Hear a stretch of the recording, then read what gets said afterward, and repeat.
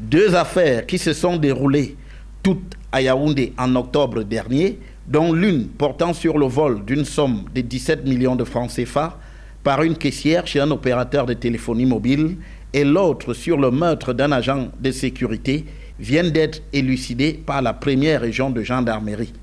S'agissant du meurtre de l'agent de sécurité Jean-Aimé Etoundi, ce dernier est tombé dans le traquenard d'un gang de repris de justice.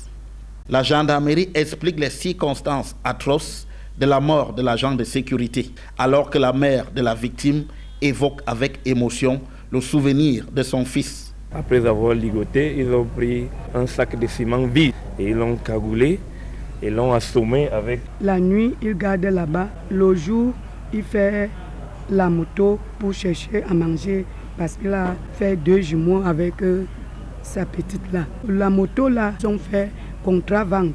Le contrat devait finir ce mois-ci. Manque de peau pour les présumés meurtriers, la gendarmerie est très vite remontée à eux.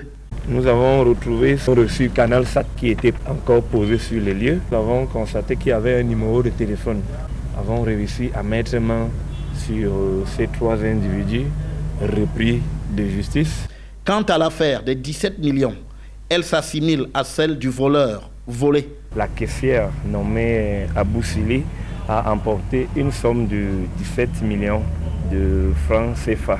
Elle est à son tour malheureusement tombée sur un groupe d'escrocs qui ont promis de multiplier cet argent fois 4. Après sa désillusion, l'infortunée caissière qui avait trouvé refuge dans un village de l'arrondissement d'Ombessa, dans la région du centre, a été interpellée avant que les gendarmes ne mettent la main sur ces arnaqueurs. Ces jeunes hommes, non seulement évoluent au Cameroun, mais partout en Afrique. Et ils ont été interpellés dans la ville de Douala.